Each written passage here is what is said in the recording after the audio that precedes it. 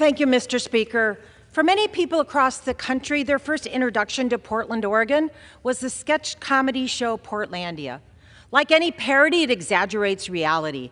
Contrary to popular belief, most Portlanders don't spend their time asking about a chicken's backstory at a farm-to-table restaurant or sorting their recycling into 50 bins. And I can tell you firsthand that the City of Roses is a place where people care about the environment, where their food comes from, sustainable transportation, and inclusive communities. And there's no better advocate and no truer representative of Portland than my good friend, colleague, and mentor, Congressman Earl Blumenauer. Earl has been in public service for more than 50 years, 28 years here in Congress and 25 years in state and local government. He's devoted his career to making Oregon and the country more livable so individuals and families can be safe, healthy, economically secure. As he said, it's in his DNA to care about the community and to bring people together to accomplish a goal. Earl came to Congress after the special election in April of 1996, when Ron Wyden moved to the Senate in one of 5 special elections that year. And on the Hill, people know Earl by his bow ties, his bike pins, and his annual comedy events. But to those of us who know him well, he is so much more. Earl has a wide breadth of knowledge and extensive experience gathered through his years in state and local government and now in Congress. When I went on a tour of the Library of Congress several years ago, I noticed it was quiet and empty, and I asked if any members of Congress actually used the library, and my tour guide said, "Do you know Earl Blumenauer?" That's Earl. As former Congressman Peter DeFazio remarked, Earl goes to people with facts, and he goes back to them with facts, and he tries to wear them down, and Earl can be very convincing. He's a long-term thinker, a skill that is sometimes in short supply in the policy-making arena, and a quintessential policy wonk.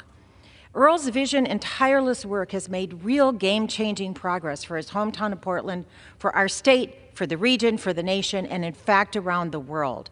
He's been a key part of promoting curbside recycling, investing in bike and pedestrian infrastructure, advocating for animal welfare, transit, water infrastructure, supporting Afghan interpreters, changing the regulatory structure of cannabis, reimagining food policy, and more.